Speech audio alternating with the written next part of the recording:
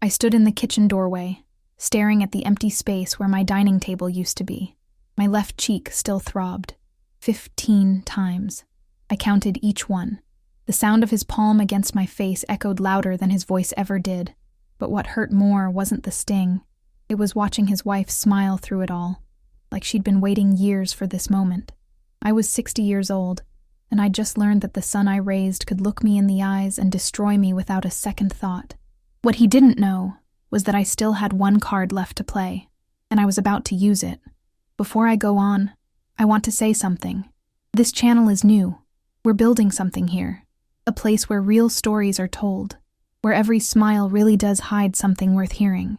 If you feel that, hit subscribe. We'll be here every day with a new story. Now, let me tell you what happened next. My name is Helena. I've lived in the same house for 32 years. I raised Marcos there. I painted his bedroom blue when he was 7 because he said it reminded him of the ocean. I taught him to read at that kitchen table. I held him when his father left us, promised him we'd be okay, just the two of us. And we were. For a long time, we were. Then Sabrina came into his life. I'm not going to pretend I liked her from the start. She had this way of looking at me, not with warmth, not even with polite distance, but with something colder, calculation. Like she was measuring everything I had and deciding what she wanted. But Marcos loved her. Or maybe he loved the idea of her. The polished nails, the expensive tastes, the way she made him feel like he'd finally arrived somewhere important. They got married 3 years ago. I wasn't surprised when they moved into my house 6 months later. Just until we get on our feet, Mom, Marcos said. I believed him. I wanted to believe him. The house was big enough. I thought maybe we'd find a rhythm, become a real family again. I was wrong. Sabrina didn't want a rhythm. She wanted control. Little things at first. Rearranging my furniture, suggesting I update my wardrobe, hinting that my cooking was a bit heavy for their tastes. Marcos never defended me. He'd just laugh it off, tell me she was trying to help. I swallowed it. I told myself it was temporary, but temporary stretched into years. And somewhere along the way, I stopped being the mother who owned the house. I became the old woman who lived in it, a guest, an obstacle. The air in that house changed. It became thick with unspoken resentments, with Sabrina's sighs and Marcos's silence. I started eating dinner in my room, started keeping to myself, started disappearing in my own home. That night, the night everything shattered, I made dinner. Chicken, rice, vegetables, nothing fancy. I set the table, lit a candle because I thought maybe we could have one peaceful meal together. The flame danced in the draft from the window. I remember watching it flicker, hoping it wouldn't go out. Sabrina walked in first, looked at the table, and sighed. Really, Helena? Candles? What are we celebrating? I didn't answer. Marcos came in behind her, already on his phone. He sat down without looking at me. The screen light reflected in his eyes, making them look cold and distant. I just thought, I started. You thought wrong, Sabrina cut in. We're not hungry. But Marcos was already eating. Fast, mechanical. Like the food was fuel and nothing more. Sabrina watched him, then turned to me with that smile I'd learned to dread. You know, this house could be worth something if you actually took care of it. My hands went still. What do you mean? She leaned back, crossed her arms. Her bracelet caught the candlelight. I mean, you're sitting on a gold mine and doing nothing with it. We could sell this place, split the money, all move somewhere better. I felt my throat tighten. This is my house, Sabrina. Is it? She tilted her head. Because last I checked, you're not exactly making payments on anything. Marcos and I are the ones covering the bills. That wasn't true. Not entirely. The house was paid off. Had been for years. I paid the property taxes, the insurance, the utilities. But before I could say anything, Marcos slammed his fork down. The sound rang out like a gunshot. She's right, Mom. You're being selfish. The word hit me like a slap. Selfish? Yeah. His voice was rising now. You're holding on to this place like it's some kind of museum. We need to move forward. But you're stuck in the past. I looked at him. Really looked at him. And I didn't recognize the man sitting across from me. Where was the boy who used to bring me wildflowers from the neighbor's yard? Where was the teenager who cried in my arms when his first girlfriend broke his heart? This is my home, I said quietly. I'm not selling it. That's when he stood up. Sabrina's smile widened just a little. I saw it. I'll never forget it. It was the smile of someone watching a plan come together. Marcos walked around the table slowly. The floorboards creaked under his weight. I thought he was leaving. I thought he'd storm out like he used to when he was a teenager, slam the door and come back apologetic an hour later. But he stopped right next to me. You don't get it, do you? His voice was low, shaking. You don't get to decide anymore. Marcos, sit down. The first slap came so fast I didn't process it. Just a crack, a burn spreading across my cheek. I gasped. He hit me again, and again. I tried to stand, tried to move, but he grabbed my shoulder and shoved me back down. The chair scraped against the floor. Sabrina didn't move. She didn't scream. She just sat there, watching, her expression almost serene. I lost count after 10. Maybe it was 12. Maybe 15. My ears were ringing. My face felt like it was on fire. I tasted blood in my mouth. When he finally stopped, I was shaking so hard I couldn't speak, couldn't even cry, just shook. He stepped back, breathing heavy. His hand was red. Now maybe you'll listen. Sabrina stood up, smoothed her skirt. Come on, babe. Let's go out. I need air. They left. The door slammed. The candle on the table flickered and went out. Smoke curled up from the wick, bitter and sharp. I sat there in the dark for a long time. I didn't cry. I think I was too shocked to cry. My face throbbed. My chest felt hollow. But somewhere beneath the pain, something else was stirring. Something sharp and cold and clear. Clarity. I pulled myself up, walked to the bathroom, looked in the mirror. My cheek was swollen, red. There'd be bruises by morning. I touched the skin gently, wincing. Then I looked at my own eyes, and I made a decision. I didn't sleep that night. I sat at the kitchen table with my laptop, searching. Real estate agents, property laws, tenant rights. By the time the sun came up, painting the kitchen walls gold, I had a plan. The house was still in my name. Marcos and Sabrina had been living here, sure, but they'd never bothered to make it official. They'd never asked. They assumed. They assumed I'd always be there, always be weak, always let them take what they wanted. They assumed wrong. I called a real estate agent that morning, a woman named Patricia with a brisk voice and no-nonsense attitude. I told her I needed to sell fast. She didn't ask why. She came over that afternoon, walked through the rooms, took notes. She had kind eyes. Professional, but kind. I can have this listed by tomorrow, she said. Market's hot right now. You'll get offers within a week. Good. Are you sure about this? She looked at me then. Really looked. She saw the bruise I'd tried to cover with makeup. Are you safe? I almost laughed. Almost. I will be. Marcos and Sabrina came home late that night. They didn't speak to me. Sabrina went straight to the bedroom. Marcos grabbed a beer from the fridge, sat on the couch, turned on the TV, like nothing had happened, like he hadn't beaten his own mother less than 24 hours ago. I stayed in my room.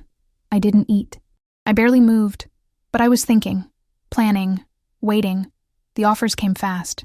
Patricia called me 3 days later. We've got 2 strong bids. One's cash, 30-day close. You want it? Yes. Helena, I have to ask. Where will you go? Somewhere better. I signed the papers in secret, met with the buyers, a young couple with a baby on the way. They were kind, excited. They held hands while they walked through the house, talking about nursery colors and where to put the crib. They asked me where I was moving. I told them I hadn't decided yet. That was true. Marcos and Sabrina didn't notice anything. They were too busy planning their own future, the one where they'd eventually push me out and take the house for themselves. I heard them talking about it one night through the bedroom wall. The house was old. The walls were thin. Once we get her to sign it over, we'll renovate, Sabrina said. Knock out that wall, open up the kitchen, maybe add a deck. She'll come around, Marcos replied. She always does. I lay in bed, staring at the ceiling, listening to their dreams built on my back, and felt nothing. No anger, no sadness, just a cold, hard certainty. 2 weeks before closing, I started packing. Slowly, carefully. I didn't take much. Some clothes, a few photos, my mother's jewelry. Everything else could stay. I didn't need it. I didn't want it. This house had been my home once, but it wasn't anymore. It was just a structure. 4 walls and a roof, and it was about to belong to someone else. Marcos and Sabrina went on a weekend trip. Some resort up north. Sabrina posted photos online. Her in a bikini by the pool, Marcos with a cocktail, both of them grinning like they'd won the lottery. I looked at the photos once. The sun was bright in the pictures. They looked happy. Free. I closed my phone. The movers came the day they left. I'd hired them quietly. Paid in cash. They cleared out my bedroom. My personal things. One of the movers, an older man with gray at his temples, asked if I was okay. I told him I was fine. He didn't look convinced, but he didn't push. The rest stayed. Let Marcos and Sabrina think everything was still normal.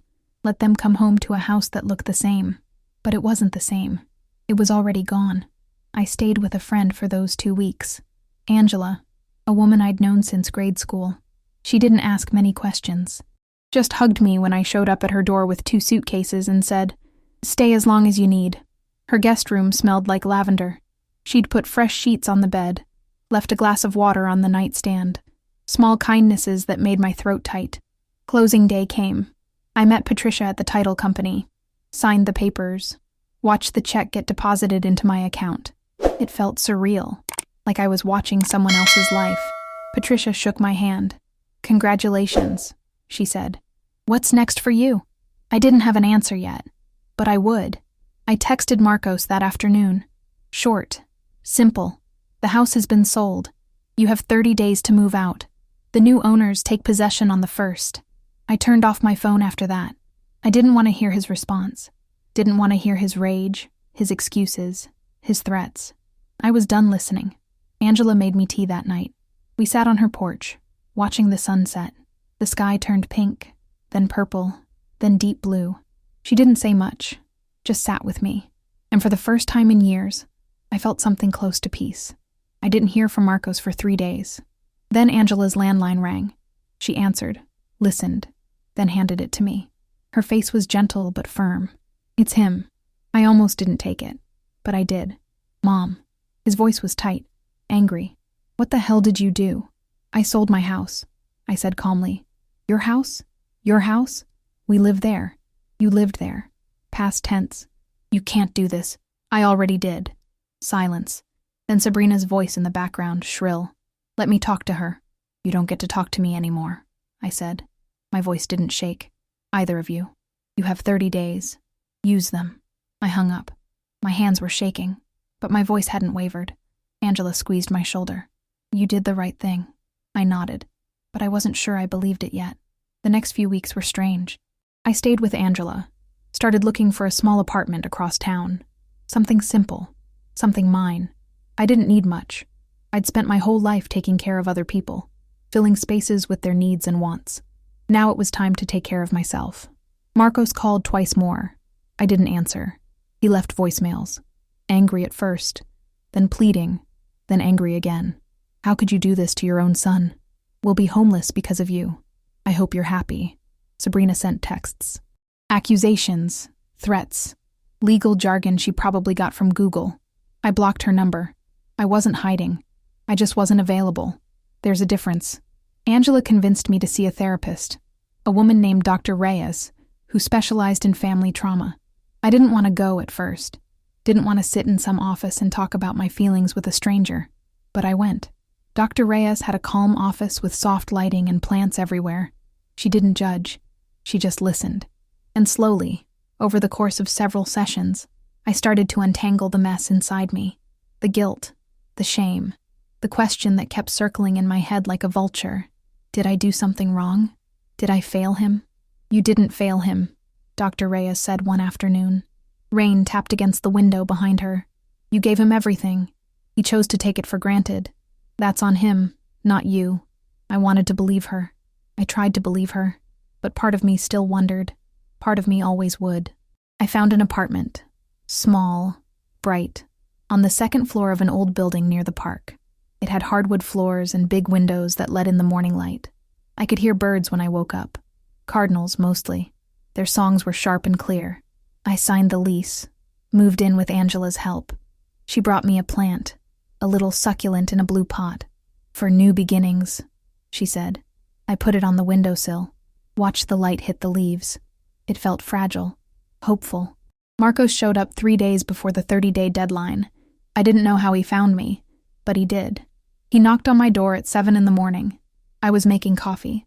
The knock made me freeze, the mug halfway to my lips.